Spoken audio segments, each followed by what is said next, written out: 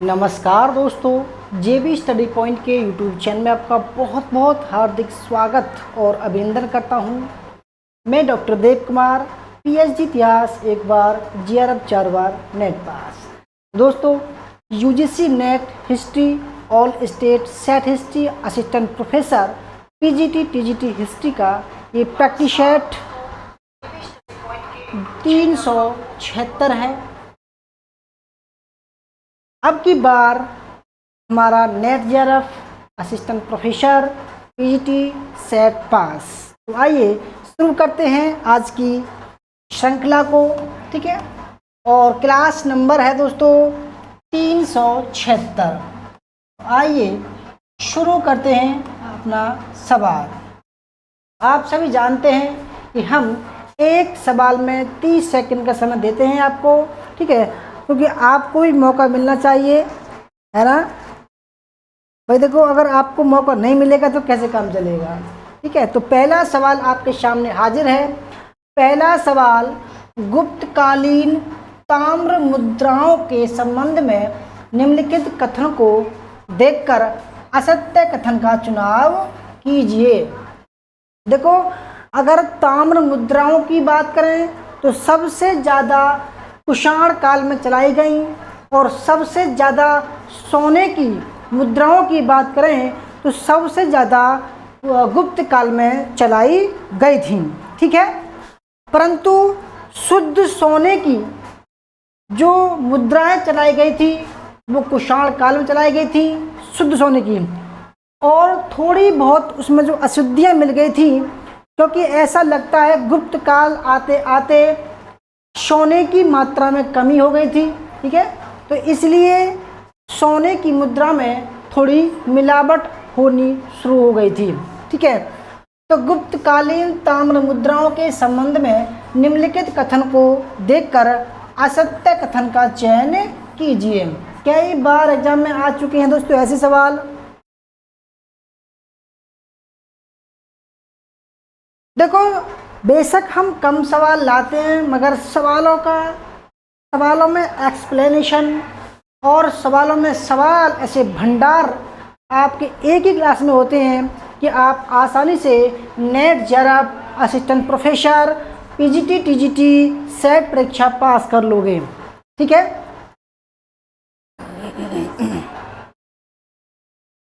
तो पहला ऑप्शन देखते हैं, आपको बताना है असत्य कथन।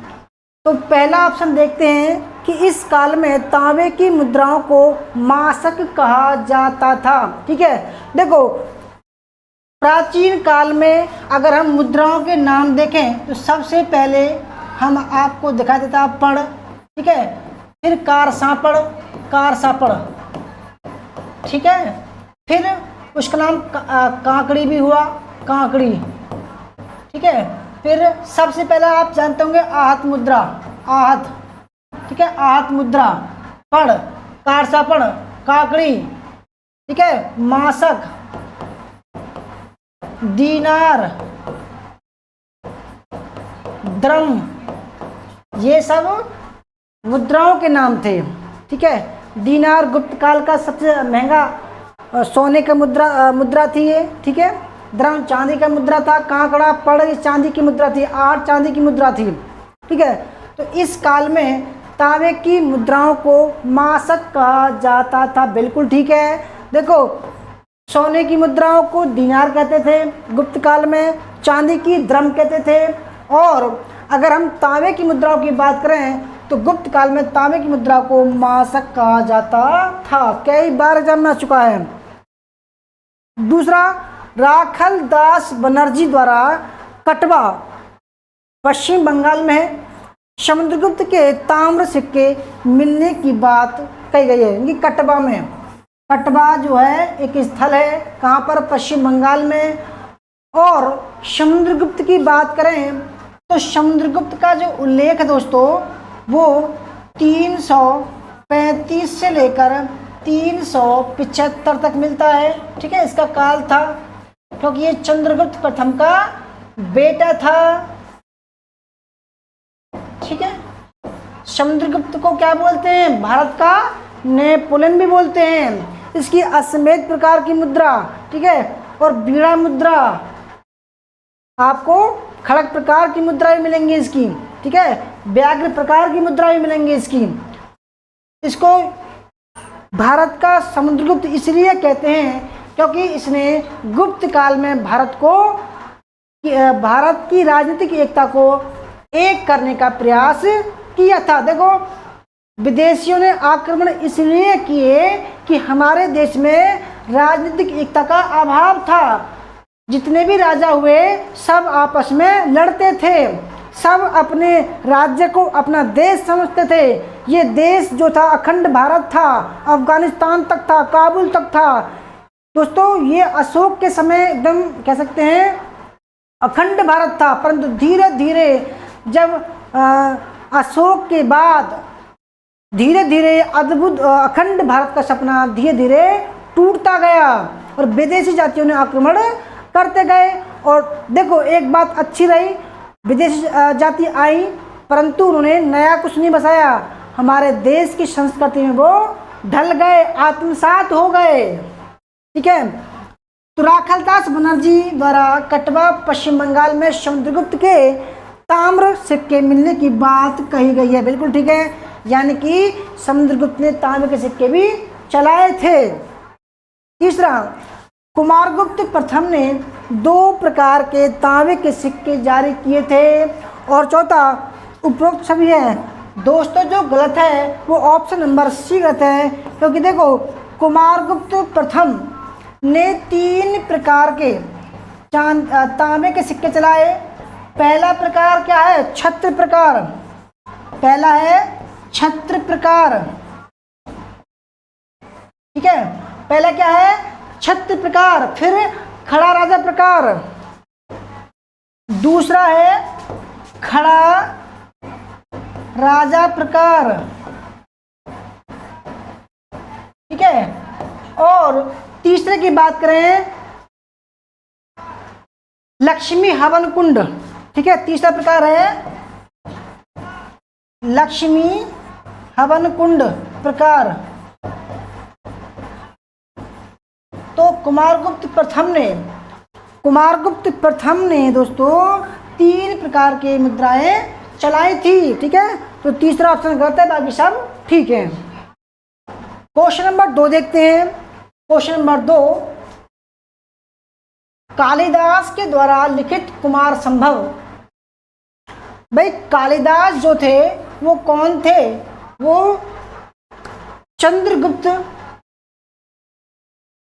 चंद्रगुप्त विक्रमादित्य, ठीक है, चंद्रगुप्त विक्रमादित्य के 9 रत्नों में थे, ठीक है, क्योंकि चंद्रगुप्त विक्रमादित्य जो था, चंद्रगुप्त विक्रमादित्य, इसके दरबार में 9 नवरत्न रहते थे, निवास करते थे, याद रखना, जिसमें प्रमुख रूप से कालिदास, ठीक है, अमर सिंह,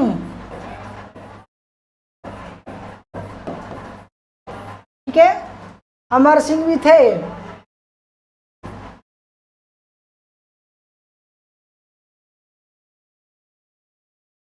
आर्यभट्ट भी थे, ये प्रमुख थे, बराहमिहिर भी थे, ठीक है। तो देखो, कालिदास के द्वारा लिखित कुमार संभव, अगर हम कालिदास की कुछ महत्वपूर्ण कृतियों का उल्लेख करें,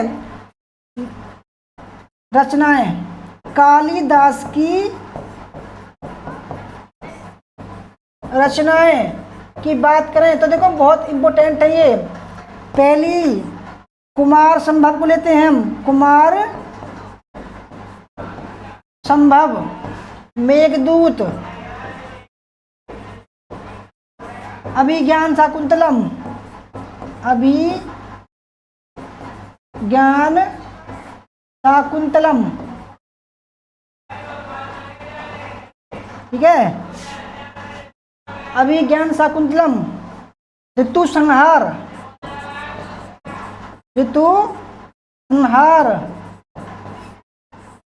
ठीक है, ये कुछ प्रमुख पुस्तकें हैं।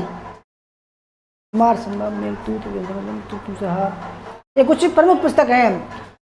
तो कुमार संभव की बात हो रही है दोस्तों, तो कुमार संभव में असत्य कथन का चयन करना है। तो कुमार संभव में 17 अध्याय हैं, यानी कुछ सर्ग भी बोलते हैं। तो देखो इसमें कुल 19 सर्ग हैं। तो देखो मैंने अभी बताया 17 सर्ग हैं, तो कितने सर्ग हैं उसमें? 17 सर्ग हैं, 17 अध्याय हैं। तो पहला ही ऑप्शन आपका गलत हो जाएगा। दूसरा, इसमें और कुछ जान लीजिए, इसमें शिव के पुत्र, भाई शिव जी के जो पुत्र कार्तिकेय स्कंद के जन्म का वर्णन है। ठीक है, ठीक है। तीसरा, काव्य प्रकाश के लेखक मम्मट ने कुमार संभव को अनैतिक साहित्य कहकर आलोचना की है, यानी कि नैतिक नहीं है, अनैतिक है, ये भी ठीक है। चौथा, उपरोक्त सभी है, ये भी दोस्तों गलत हो जाएगा, यानी कि पहला ऑप्शन गलत है और बाकी सब ठीक है। आगे बढ़ते हैं। क्वेश्चन नंबर 3, प्रसिद्ध ज्योतिषाचार्य बराहमिहिर। ठीक है, बराहमिहिर, मैंने आपको बताया जो बराहमिहिर थे वो चंद्रगुप्त विक्रमादित्य के नवरत्नों में शामिल थे। ठीक है, बराहमिहिर के संदर्भ में निम्नलिखित कथन को देखकर असत्य कथन का चयन कीजिए।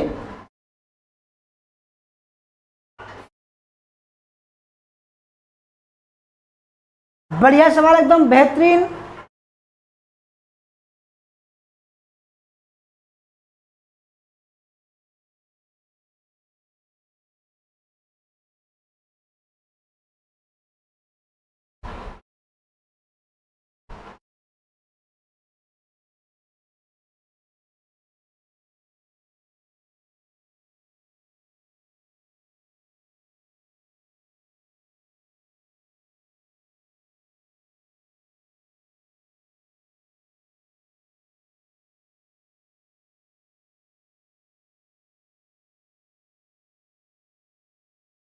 देखो इनकी पुस्तकों को देखें, रचना कौन कौन सी हुई।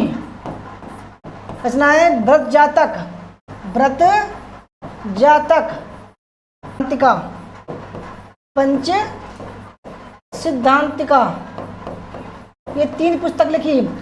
इन्होंने दोस्तों त्रिकोणमति का ज्ञान दिया, त्रिकोणमति।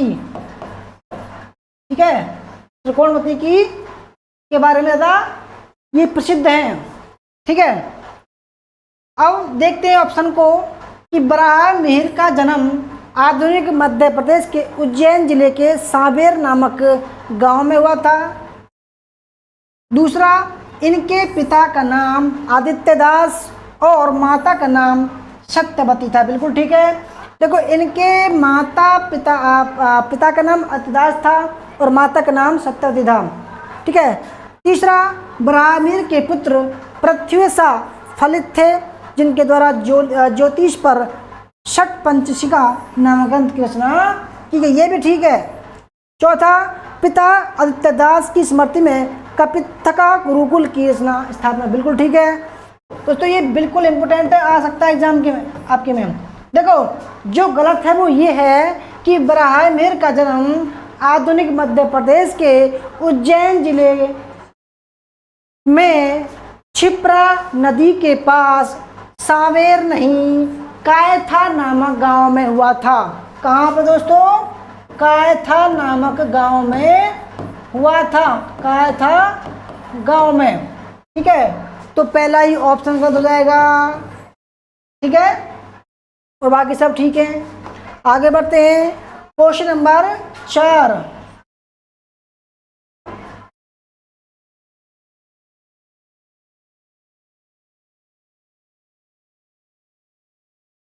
क्वेश्चन नंबर 4 देखते हैं। गुप्तकालीन विद्वान ब्रह्मगुप्त से संबंधित निम्नलिखित कथन को देखकर असत्य कथन का चुनाव कीजिए। देखो गुप्तकालीन कवियों के बारे में 100% हर एक बार आता है एक सवाल। ठीक है, इसलिए मैं बार बार सवाल लाता हूँ। बहुत ही बढ़िया सवाल है। देखो हर एक सवाल में हर एक क्लास में सवाल संभावित बनेंगे आपके लिए।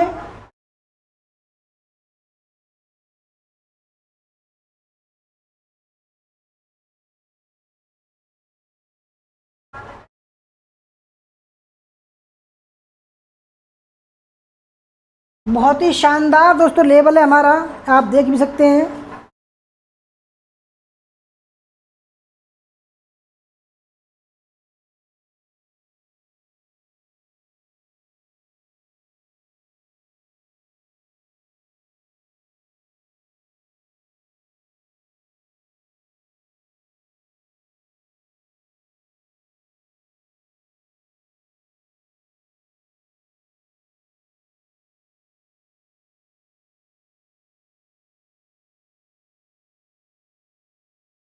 तो देखो ब्रह्मगुप्त, ठीक है, ब्रह्मगुप्त, इनकी पुस्तक का नाम है ब्रह्म सिद्धांत, ठीक है।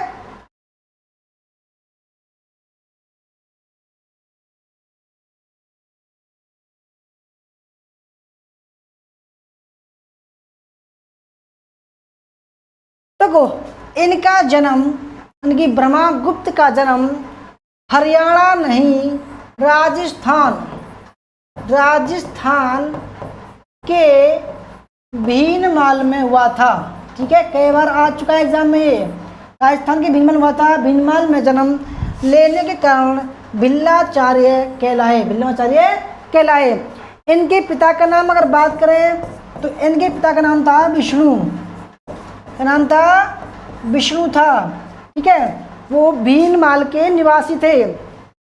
दूसरा, अरबों ने ज्योतिष के प्रचार का श्रेय ब्रह्मगुप्त को ही दिया है। दूसरा, ठीक है। तीसरा, ब्रह्मगुप्त प्रसिद्ध नक्षत्र वैज्ञानिक एवं गणितज्ञ थे जो कि भास्कर प्रधान के समकालीन थे। चौथा, खंड खाद इन्हीं की रचना है, बिल्कुल ठीक है, खंड खाद दोस्तों इन्हीं की रचना है। और जो गलत है वो ऑप्शन नंबर फर्स्ट, क्योंकि देखो इनका जन्म हरियाणा के नहीं राजस्थान के भीनमाल में हुआ था। भीनमाल में जन्म के कारण इनको भिल्लाचार्य कहा गया।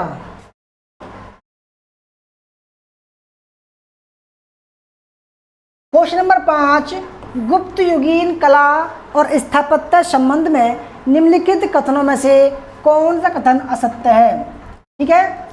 आपको बताना है कौन सा कथन असत्य है।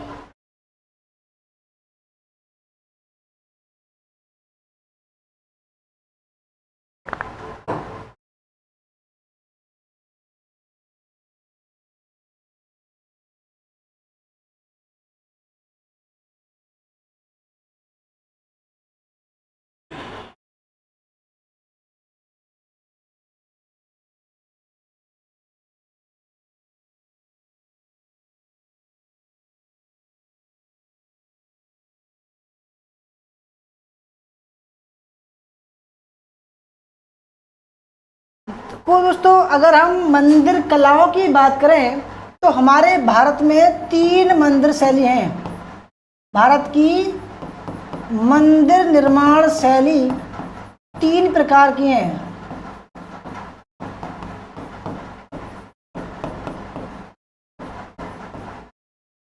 इस प्रकार पहला है नागर शैली, दूसरा है बेसर शैली और तीसरा है द्रविड़ शैली, ठीक है।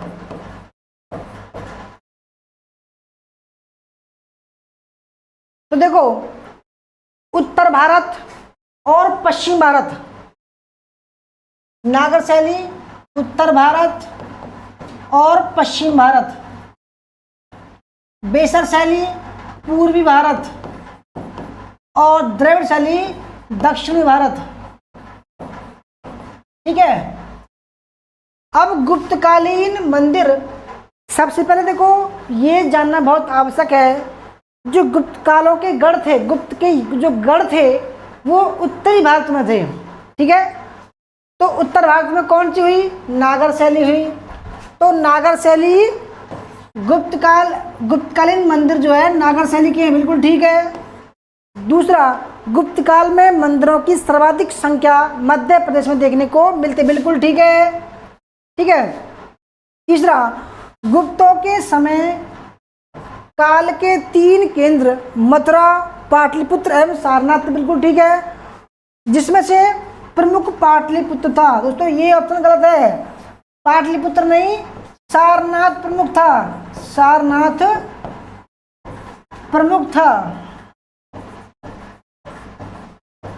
तो तीसरा ऑप्शन गलत हो जाएगा। चौथा, डॉक्टर आर.डी. बनर्जी ने गुप्त युगीन काल को पुनर्जागरण काल का, ये आ चुका एग्जाम में, वेरी वेरी मोस्ट इंपोर्टेंट है। तो भाई जो गलत है वो ऑप्शन नंबर सी गलत है। क्वेश्चन नंबर 6 देखते हैं, गुप्तकालीन अजंता एवं बाघ की गुफाओं से संबंधित निम्नलिखित कथनों में कौन सा असत्य है?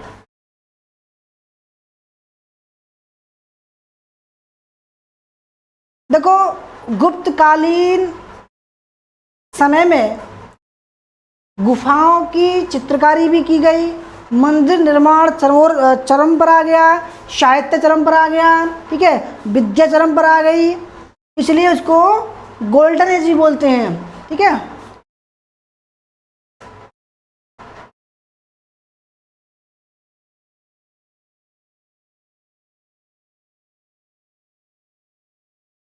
तो अजंता की गुफाओं में दोस्तों जो 16वीं गुफा है, 16वीं गुफा,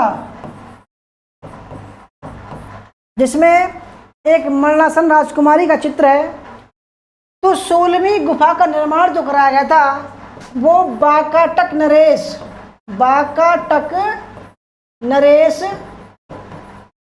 हरिसेन के सामंत, हरिसेन के सामंत बराहदेव ने कराया था, ठीक है।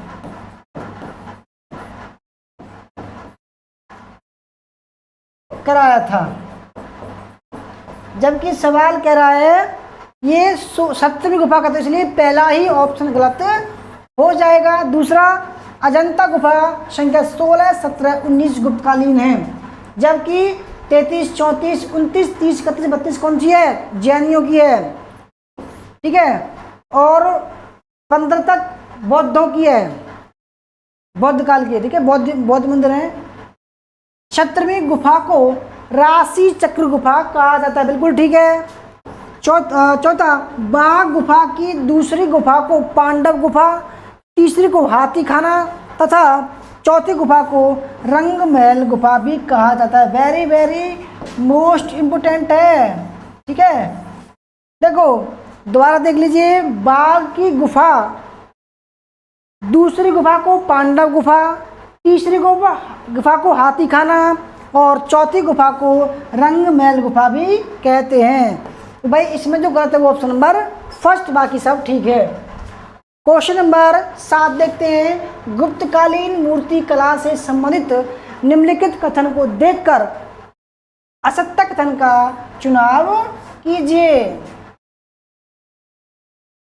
गुप्तकालीन मूर्ति कला से संबंधित निम्नलिखित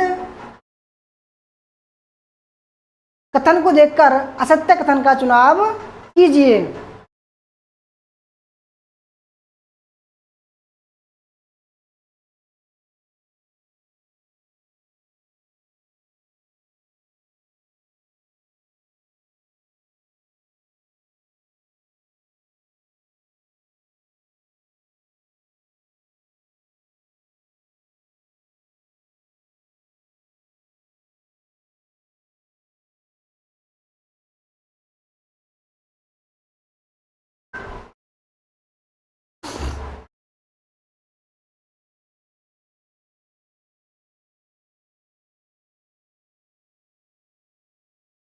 तो पहला सुन देखते हैं, इस काल की सबसे प्रसिद्ध मूर्ति सारनाथ की, क्योंकि देखो जो गुप्त काल का प्रमुख क्षेत्र था वो सारनाथ था, तो उन्होंने सारनाथ के भगवान बुद्ध की मूर्ति पद्मासन और धर्मचक्र मुद्रा में है, बिल्कुल ठीक है।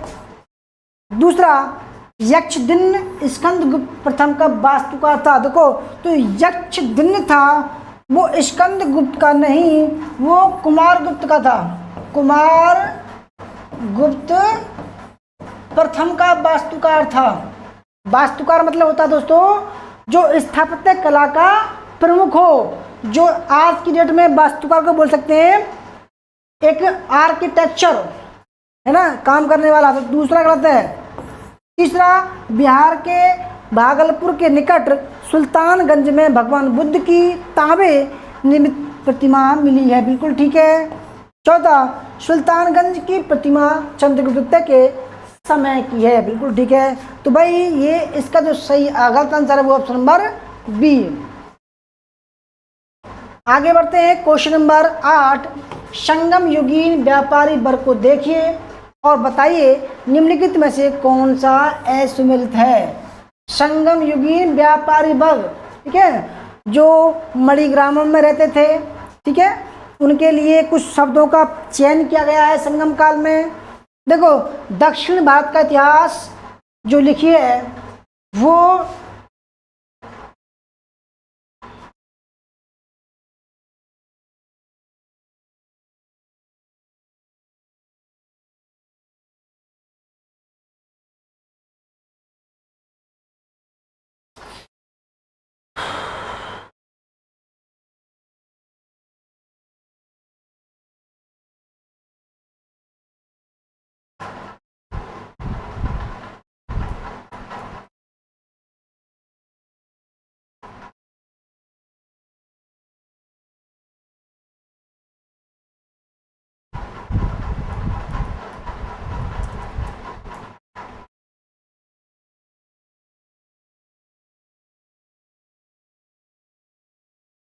दोस्तों दक्षिण भारत का जो इतिहास लिखा है, दक्षिण भारत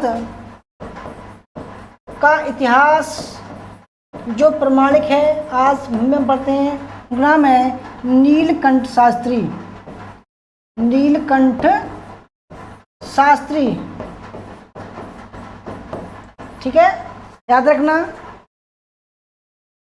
तो आपको बताना है कौन सा असुमेलित है यानी गलत है। तो पहला अरुबई बनिकम, भोग विलासिता की वस्तु का व्यापार करने वाले। दूसरा उप्पू बनिकम, नमक व्यापारी। तीसरा पोन बनिकम, स्वर्ण व्यापारी। और चौथा कोलू बनिकम, लोहा बेचने वाला व्यापारी। देखो इसमें जो गलत है वो है ऑप्शन नंबर फर्स्ट, क्योंकि अरुबाई बनिकम ये वस्त्र बेचने वाला व्यापारी था, बेचने वाला व्यापारी था, ठीक है। और उप्पू बनिकम नमक व्यापारी था,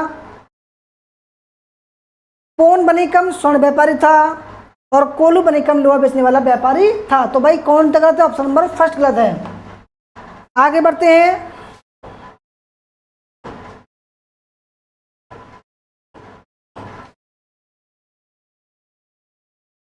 नौवां सवाल, संगम युग के महाकाव्य शिल्पाधिकारम से संबंधित, हर एक बार एग्जाम में आता है महाकाव्य है ये। शिल्पाधिकारम से संबंधित का कथन को देखिए और असत्य कथन का चुनाव कीजिए। बहुत ही बढ़िया सवाल है, 99% ये सवाल आएगा आपके एग्जाम में, ठीक है। शिल्पाधिकारम,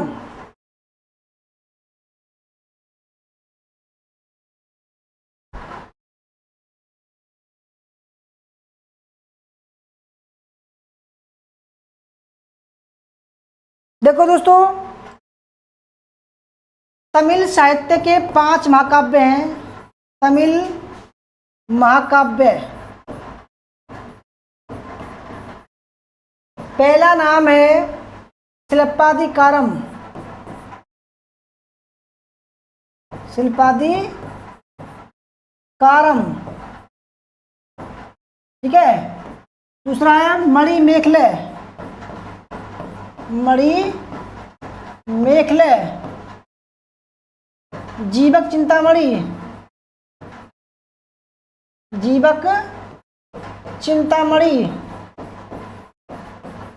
बलेपति, कुंडल केसी, कुंडन केसी, कुंडन केसी, ये 5 है, याद रखो दोस्तों। शिल्पाधिकारम, मणि मेखले, ठीक है, जीवक चिंतामणि और कुंडल केसी, कुंडल केसी, ठीक है, ये 5 महाकाव्य हैं। अब अगर हम बात करें शिल्पाधिकारम की, तो इसका लेखक था इलंगो आडिगल, कई बार जन्म चुका है। इसका लेखक कौन था? इलंगो आडिगल था, यहाँ तक ठीक है, जो जैनी था। और यह चेर शासक उदयन जिलाल का भाई था। पहला ठीक है, कोई डाउट नहीं है, ठीक है।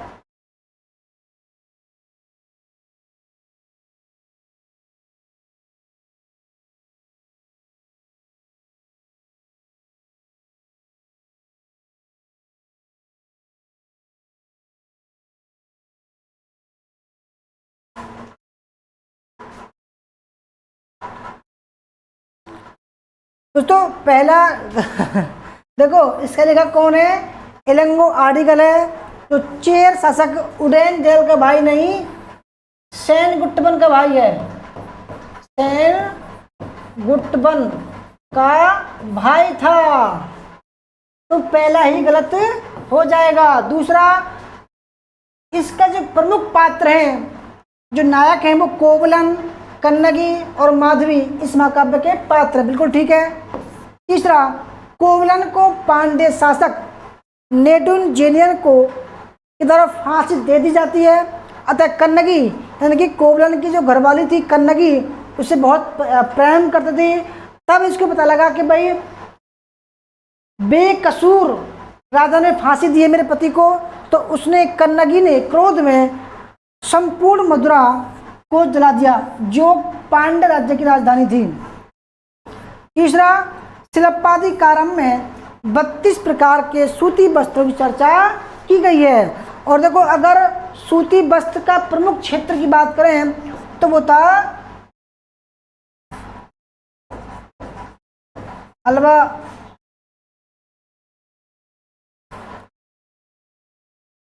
मदुरा भी था, ठीक है। ऑप्शन नंबर, इसका पहला ही ऑप्शन गलत है। आगे बढ़ते हैं, क्वेश्चन नंबर 10, कालाशोक के संबंध में सही कथन का चयन कीजिए। देखो दोस्तों, अगर हम बात करें मगध साम्राज्य की, मगध साम्राज्य, तो पहला वंश कौन सा था उसका? पहला वंश था हर्यक वंश, हर्यक वंश। यह 544 से 440, ठीक है, तक चला।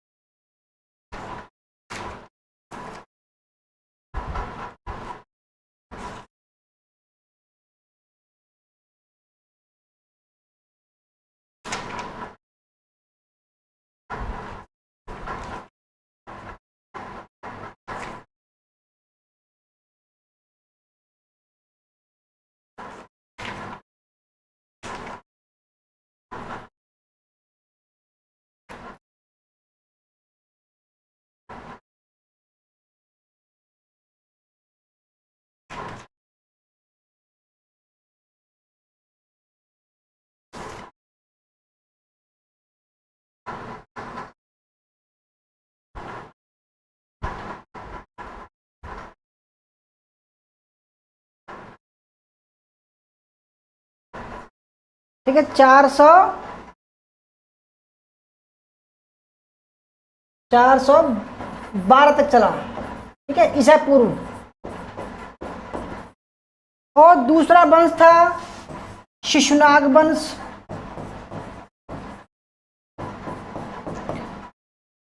जो चला 412 से 344 तक, ठीक है, 344 ईसा पूर्व तक। और तीसरा वंश था नंद वंश, यह 344 से 323 तक, ठीक है। हर्यक वंश में सबसे पहला था बिंबिसार,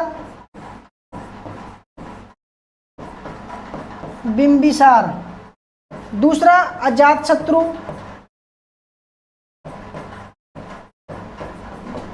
तीसरा इसका था शिशुनाग और कालाशोक।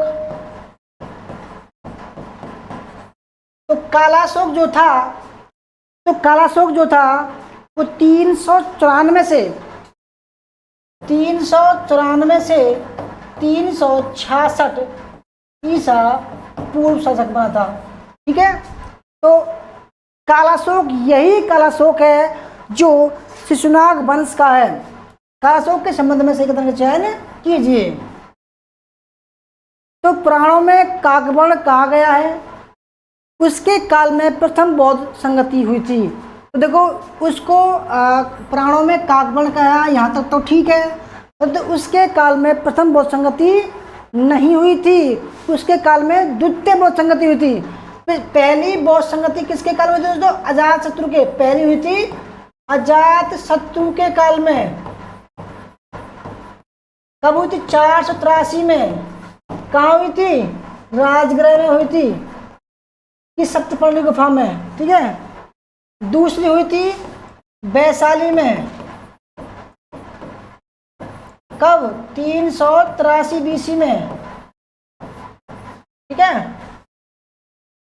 तो इसका दूसरा गलत पलट हो जाएगा, यानी कि इसका केवल फर्स्ट सही है। तो भाई ये थी आज की क्लास। आपको कैसी लगी? अच्छी लगी तो लाइक करना, शेयर करना, कमेंट करना, बताना कि वीडियो आपको कैसी लगी। धन्यवाद क्लास करने के लिए।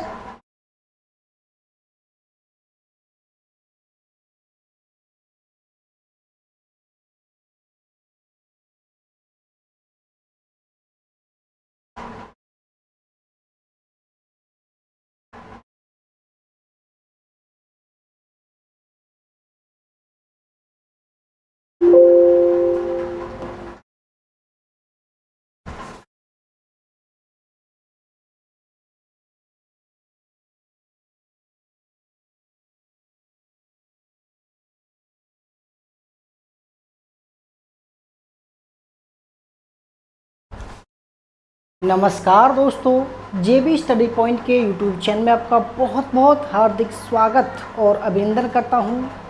मैं डॉक्टर देव कुमार, PhD इतिहास 1 बार, GRF 4 बार, नेट पास। दोस्तों, UGC net history, all state set history assistant professor, PGT TGT history का ये प्रैक्टिस सेट 376 है।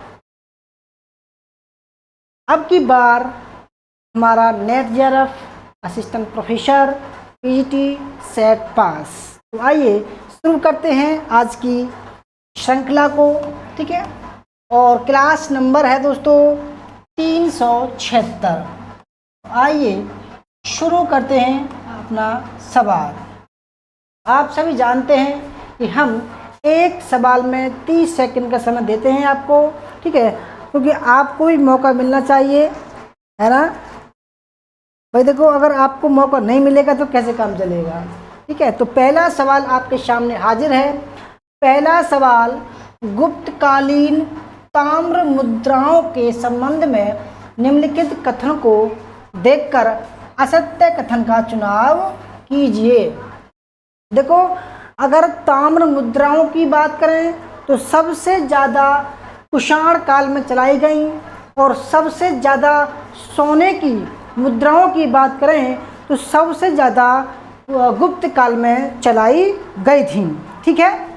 परंतु शुद्ध सोने की जो मुद्राएं चलाई गई थी वो कुषाण काल में चलाई गई थी, शुद्ध सोने की, और थोड़ी बहुत उसमें जो अशुद्धियाँ मिल गई थी, क्योंकि ऐसा लगता है गुप्त काल आते आते सोने की मात्रा में कमी हो गई थी, ठीक है। तो इसलिए सोने की मुद्रा में थोड़ी मिलावट होनी शुरू हो गई थी, ठीक है। तो गुप्तकालीन ताम्र मुद्राओं के संबंध में निम्नलिखित कथन को देखकर असत्य कथन का चयन कीजिए। कई बार एग्जाम में आ चुके हैं दोस्तों ऐसे सवाल। देखो बेशक हम कम सवाल लाते हैं, मगर सवालों में एक्सप्लेनेशन और सवालों में सवाल ऐसे भंडार आपके एक ही क्लास में होते हैं कि आप आसानी से net, JRF, assistant professor, PGT, TGT, set परीक्षा पास कर लोगे, ठीक है।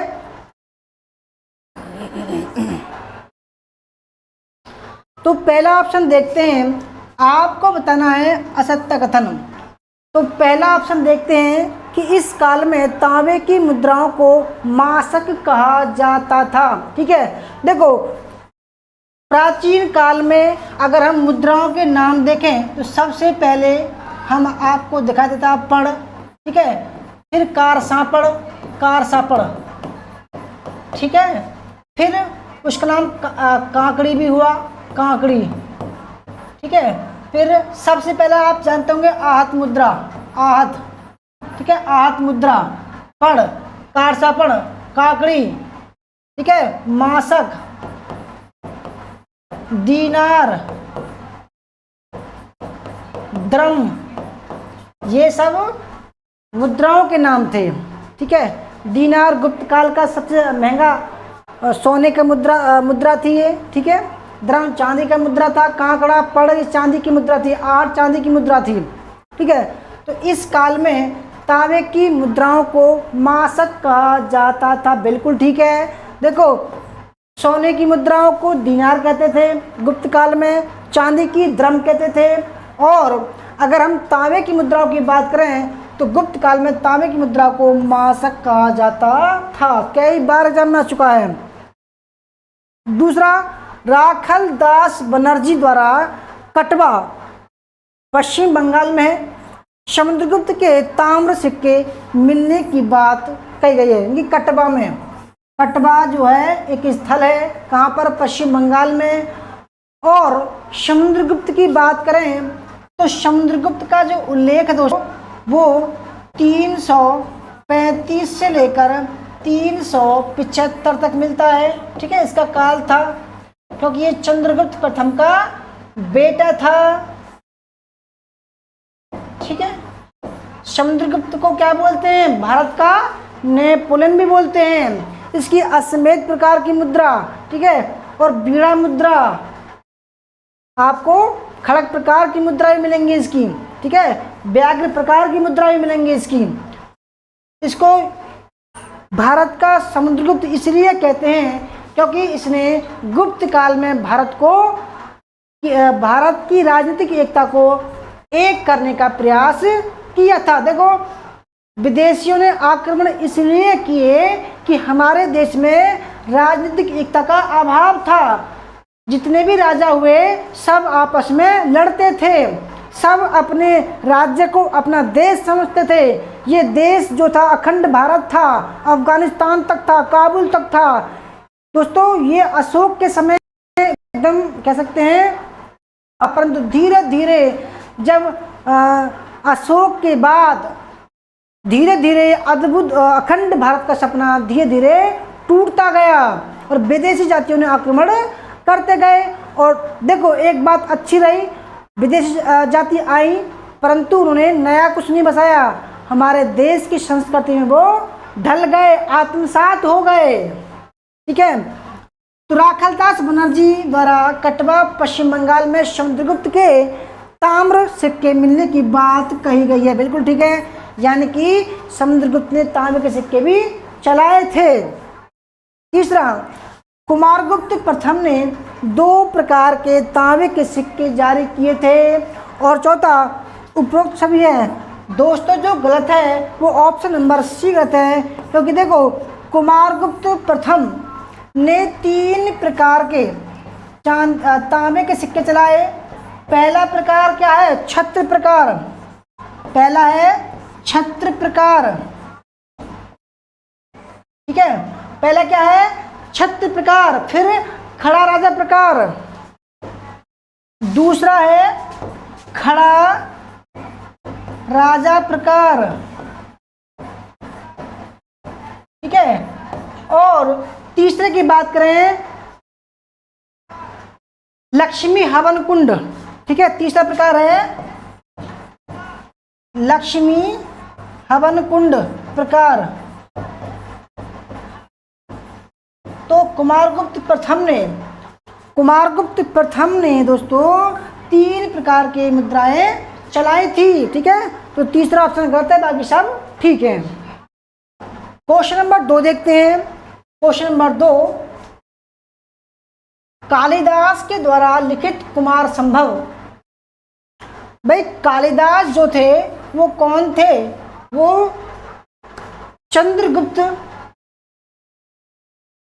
चंद्रगुप्त विक्रमादित्य,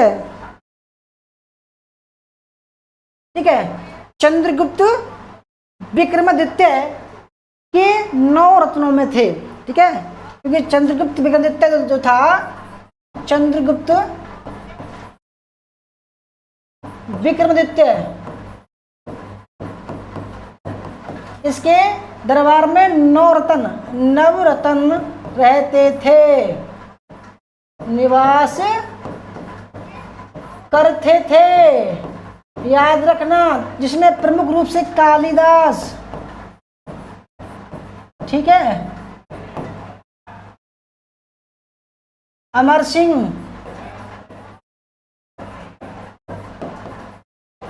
ठीक है, अमर सिंह भी थे।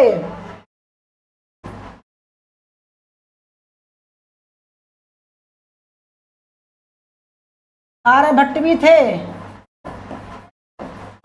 के प्रमुख थे। बराहमिहिर भी थे, ठीक है। तो देखो कालिदास के द्वारा लिखित कुमार संभव, अगर हम कालिदास की कुछ महत्वपूर्ण कृतियों का उल्लेख करें, रचनाएं, कालिदास की रचनाएं की बात करें तो देखो बहुत इंपॉर्टेंट है ये। पहली कुमार संभव को लेते हैं हम। कुमार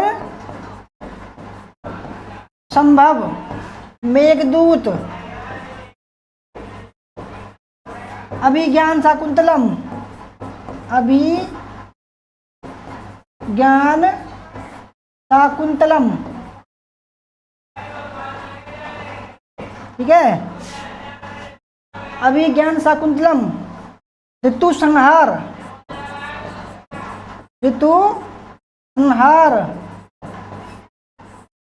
ठीक है। ये कुछ प्रमुख पुस्तकें हैं।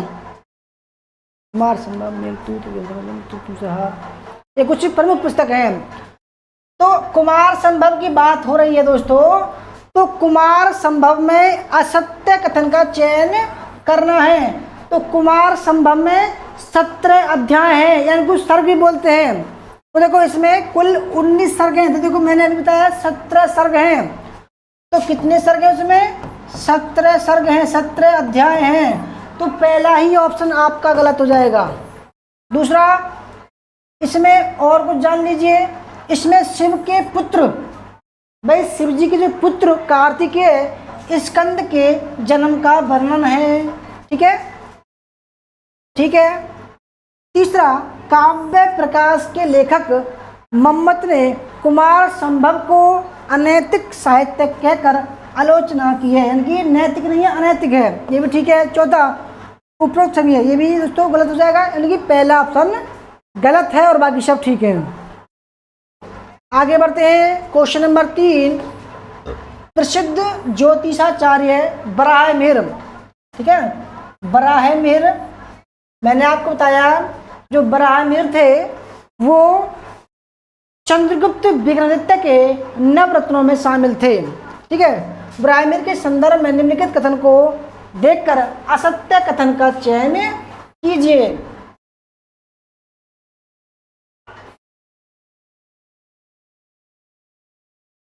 बढ़िया सवाल, एकदम बेहतरीन।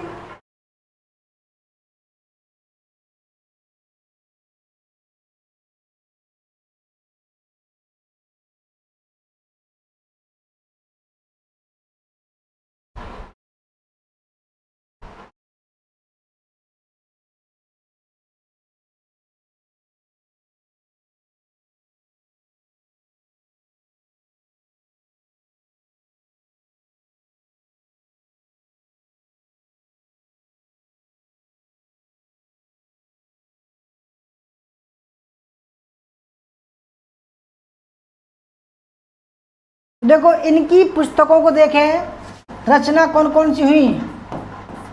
रचना है व्रत जातक, व्रत जातक, व्रत संहिता, व्रत संहिता, और आपको पंच सिद्धांतिका, पंच सिद्धांतिका, ये 3 पुस्तक लिखी। इन्होंने दोस्तों त्रिकोणमति का ज्ञान दिया, त्रिकोणमति। ठीक है, त्रिकोणमति के बारे में ज़्यादा ये प्रसिद्ध हैं। ठीक है, अब देखते हैं ऑप्शन को कि बराह मिहिर का जन्म आधुनिक मध्य प्रदेश के उज्जैन जिले के सांवेर नामक गांव में हुआ था। दूसरा, इनके पिता का नाम आदित्य दास और माता का नाम सत्यवती था। बिल्कुल ठीक है। देखो, इनके पिता का नाम आदित्य दास था और माता का नाम सत्यवती था। ठीक है। तीसरा, ब्राह्मण के पुत्र पृथ्वीसा फलित थे, जिनके द्वारा ज्योतिष पर षट पंचशिका नामक ग्रंथ की रचना की गई। ये भी ठीक है। चौथा, पिता आदित्य दास की स्मृति में कपिथका गुरुकुल की रचना स्थापना। बिल्कुल ठीक है दोस्तों, ये बिल्कुल इंपोर्टेंट है, आ सकता है एग्जाम के में आपके में। देखो, जो गलत है वो ये है कि ब्राह्मण का जन्म आधुनिक मध्य प्रदेश के उज्जैन जिले में क्षिप्रा नदी के पास सांवेर नहीं कायथा नामक गांव में हुआ था। कहाँ पर दोस्तों? कायथा नामक गांव में हुआ था, कायथा गांव में। ठीक है, तो पहला ही ऑप्शन गलत हो जाएगा। ठीक है, और बाकी सब ठीक है। आगे बढ़ते हैं, क्वेश्चन नंबर 4।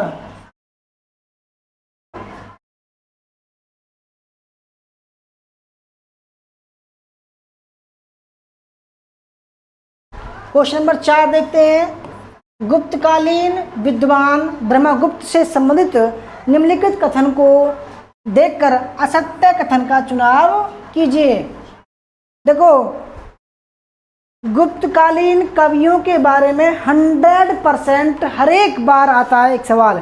ठीक है, इसलिए मैं बार बार सवाल लाता हूँ। बहुत ही बढ़िया सवाल है। देखो, हर एक सवाल में, हर एक क्लास में सवाल संभावित बनेंगे आपके लिए।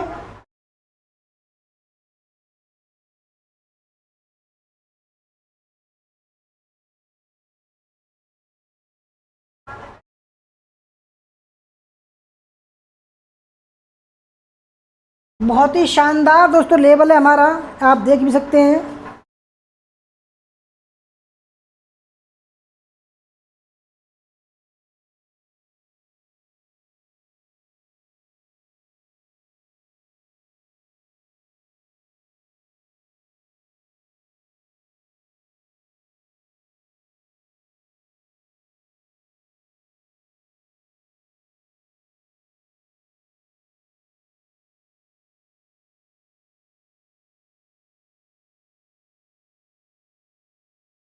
तो देखो, ब्रह्मगुप्त, ठीक है, ब्रह्मगुप्त, इनकी पुस्तक का नाम है ब्रह्म सिद्धांत। ठीक है,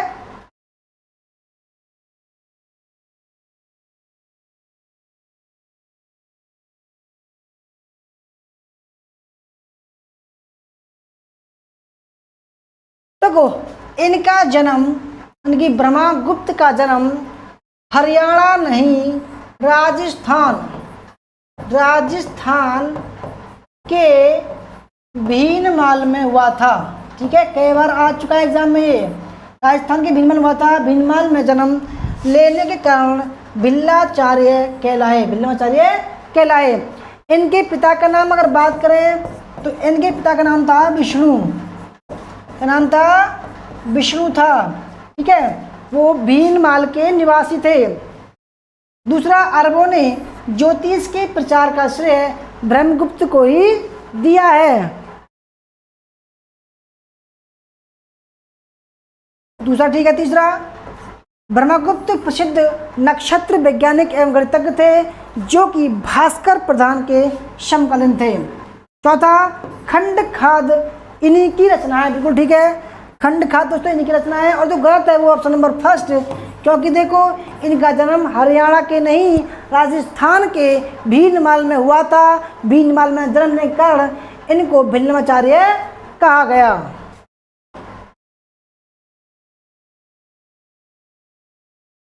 क्वेश्चन नंबर 5, गुप्त युगीन कला और स्थापत्य संबंध में निम्नलिखित कथनों में से कौन सा कथन असत्य है। ठीक है, आपको बताना है कौन सा कथन असत्य है।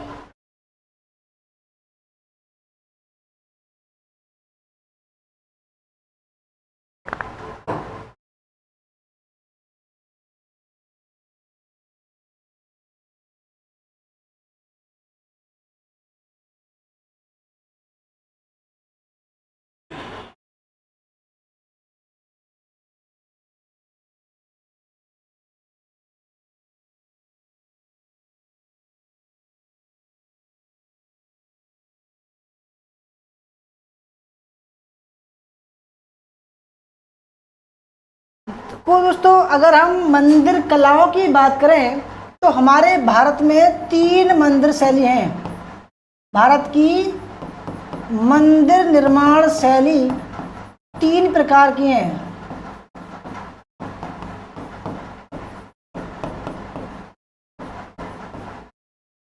इस प्रकार पहला है नागर शैली, दूसरा है बेसर शैली और तीसरा है द्रविड़ शैली। ठीक है,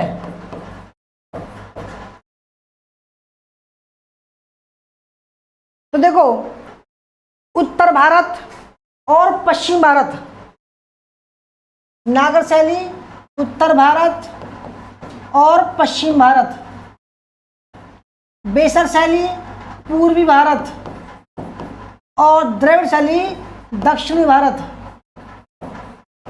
ठीक है, अब गुप्तकालीन मंदिर, सबसे पहले देखो ये जानना बहुत आवश्यक है, जो गुप्त कालों के गढ़ थे, गुप्त के जो गढ़ थे वो उत्तरी भारत में थे।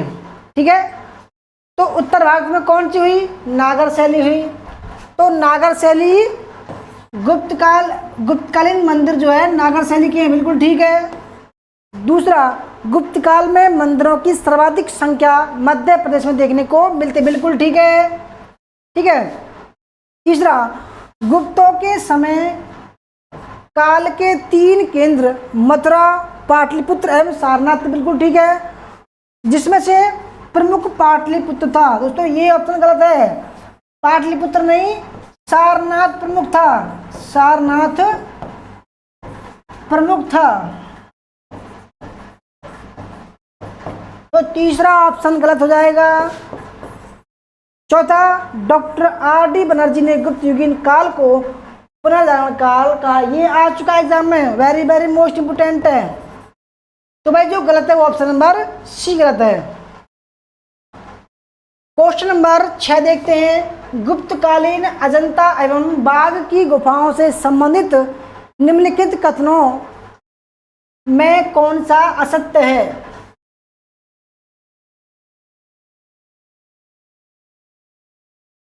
देखो गुप्तकालीन समय में गुफाओं की चित्रकारी भी की गई मंदिर निर्माण चरम पर आ गया, साहित्य चरम पर आ गया, ठीक है, विद्या चरम पर आ गई, इसलिए उसको गोल्डन एज भी बोलते हैं, ठीक है।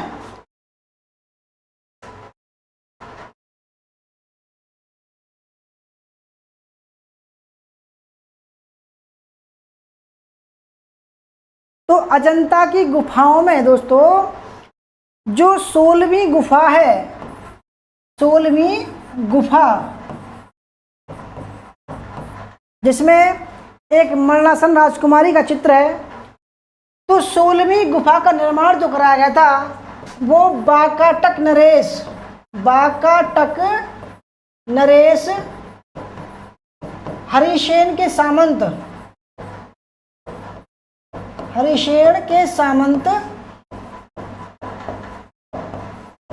बराहदेव ने कराया था, ठीक है।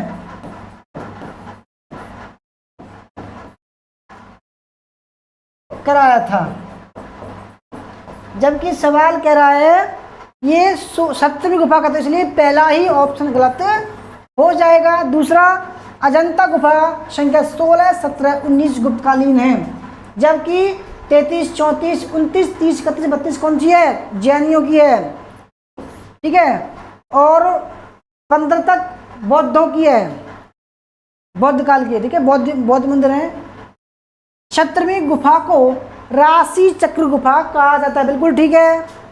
चौथा, बाघ गुफा की दूसरी गुफा को पांडव गुफा, तीसरी को हाथी खाना तथा चौथी गुफा को रंग महल गुफा भी कहा जाता है। वेरी वेरी मोस्ट इम्पोर्टेंट है, ठीक है।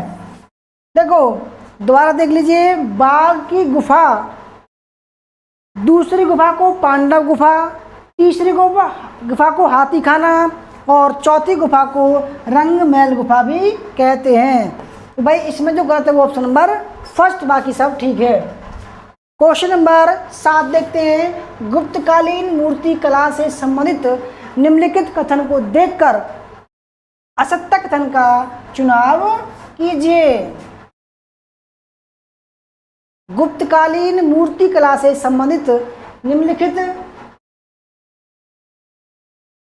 कथन को देखकर असत्य कथन का चुनाव कीजिए।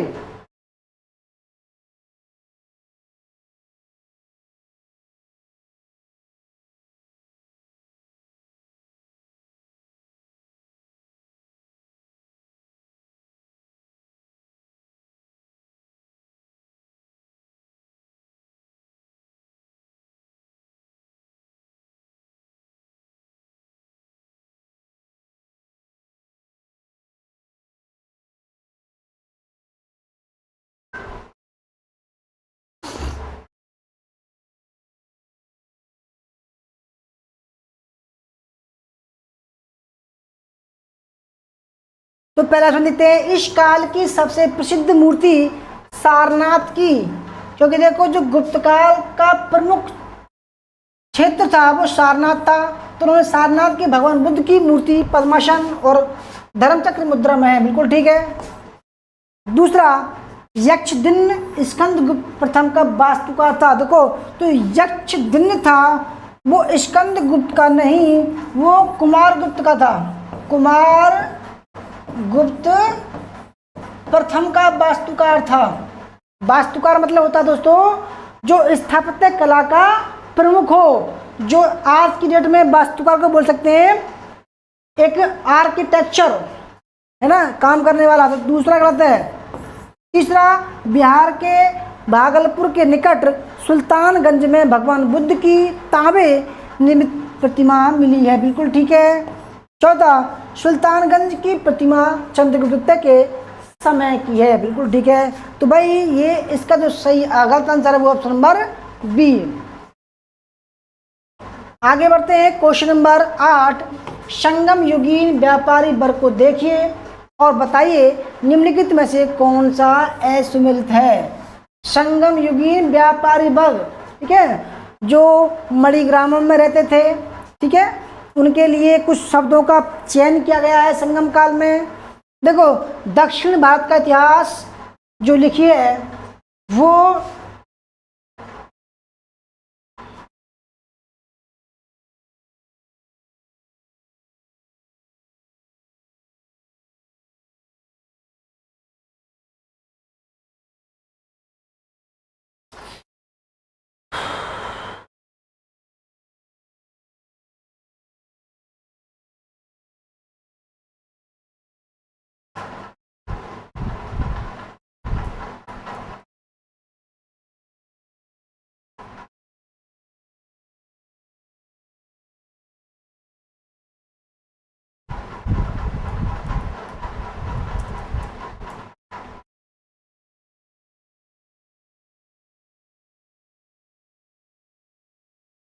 दोस्तों दक्षिण भारत का जो इतिहास लिखा है, दक्षिण भारत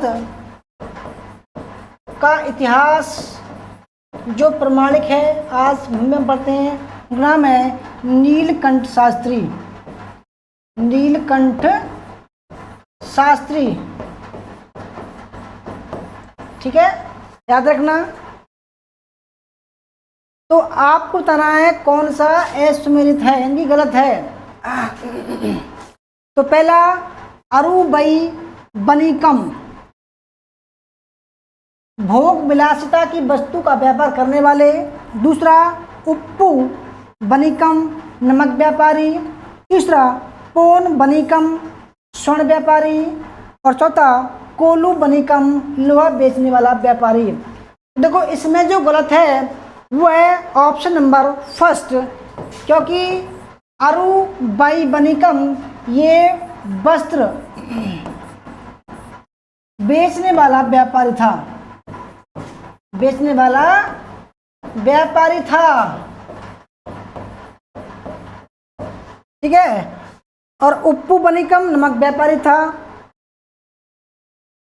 पोन बनिकम स्वर्ण व्यापारी था, और कोलू बनिकम लोहा बेचने वाला व्यापारी था। तो भाई कौन सा गलत है? ऑप्शन नंबर फर्स्ट गलत है। आगे बढ़ते हैं।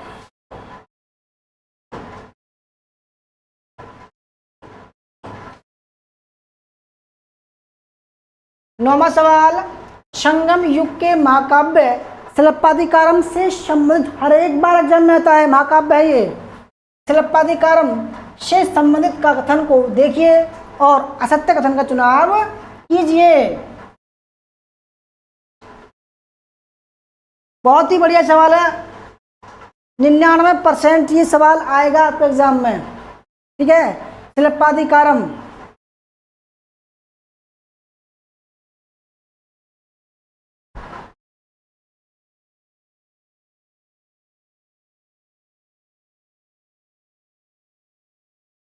देखो दोस्तों तमिल साहित्य के 5 महाकाव्य हैं। तमिल महाकाव्य, पहला नाम है शिल्पाधिकारम। शिल्पाधिकारम, ठीक है। दूसरा है मणिमेखले, मणिमेखले। जीवक चिंतामणि, जीवक चिंतामणि। बलेपति, कुंडल केसी, कुंडन केसी, कुंडन केसी। ये 5 है, याद रखो दोस्तों। शिल्पाधिकारम, मणिमेखले, ठीक है, जीवक चिंतामणि और कुंडल केसी, कुंडल केसी, ठीक है। ये 5 महाकाव्य हैं। अब अगर हम बात करें शिल्पाधिकारम की, तो इसका लेखक था इलंगो आडिगल, कई बार जन्म चुका है। इसका लेखक कौन था? इलंगो आडिगल था, यहाँ तक ठीक है, जो जैनी था। और यह चेर शासक उदयनजीराल का भाई था। पहला ठीक है, कोई डाउट नहीं है, ठीक है।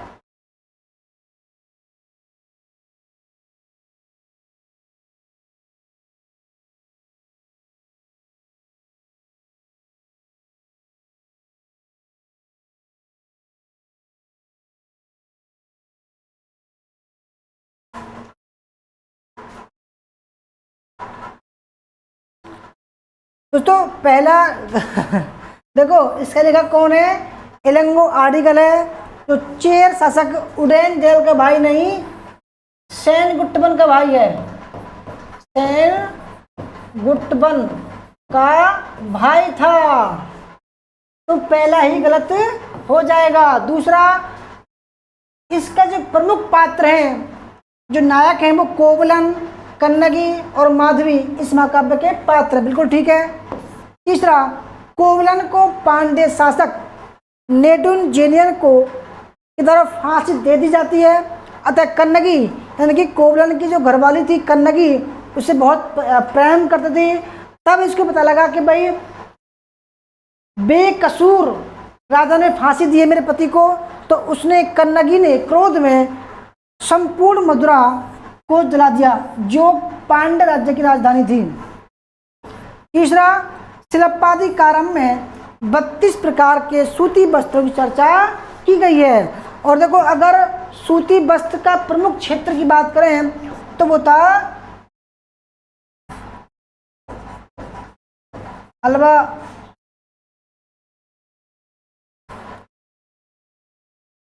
मदुरा भी था। ठीक है, ऑप्शन नंबर इसका पहला ही ऑप्शन गलत है। आगे बढ़ते हैं, क्वेश्चन नंबर 10, कालाशोक के संबंध में सही कथन का चयन कीजिए। देखो दोस्तों, अगर हम बात करें मगध साम्राज्य की, मगध साम्राज्य, तो पहला वंश कौन सा था उसका? पहला वंश था हर्यक वंश, हर्यक वंश। यह 544 से 440, ठीक है, तक चला।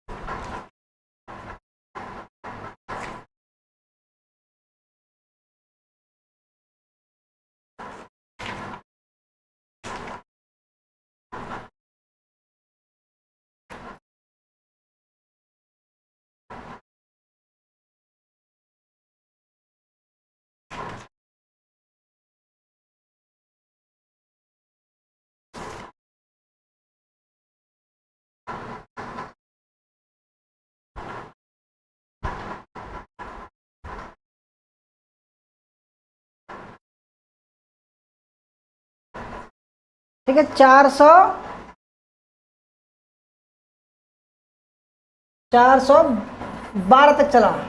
ठीक है, ईसा पूर्व। और दूसरा वंश था शिशुनाग वंश,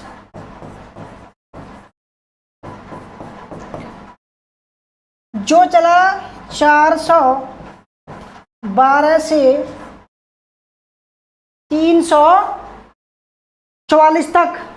ठीक है, 344 ईसा पूर्व तक। और तीसरा वंश था नंद वंश, यह 344 से 323 तक। ठीक है, हर्यक वंश में सबसे पहला था बिंबिसार, बिंबिसार। दूसरा अजातशत्रु,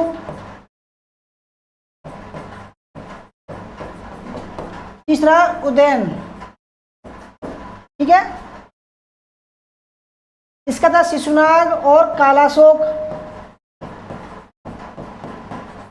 तो कालाशोक जो था, वो 394 से 366 ईसा पूर्व शासक बना था। ठीक है, तो कालाशोक, यही कालाशोक है जो शिशुनाग वंश का है। कालाशोक के संबंध में सही कथन का चयन कीजिए। तो पुराणों में काकवर्ण कहा गया है, उसके काल में प्रथम बौद्ध संगति हुई थी। तो देखो, उसको पुराणों में काकवर्ण कहा, यहाँ तक तो ठीक है। तो उसके काल में प्रथम बौद्ध संगति नहीं हुई थी, उसके काल में द्वितीय बौद्ध संगति हुई थी। पहली बौद्ध संगति किसके काल में थी दोस्तों? अजात शत्रु के। पहली हुई थी अजात शत्रु के काल में। कब हुई थी? 483 में। कहाँ हुई थी? राजगृह में हुई थी, किस सप्तपर्णी गुफा में, ठीक है। दूसरी हुई थी वैशाली में। कब? 383 BC में, ठीक है। तो इसका दूसरा गलत पलट हो जाएगा, यानी कि इसका केवल फर्स्ट सही है। तो भाई ये थी आज की क्लास। आपको कैसी लगी? अच्छी लगी तो लाइक करना, शेयर करना, कमेंट करना, बताना कि वीडियो आपको कैसी लगी। धन्यवाद क्लास करने के लिए।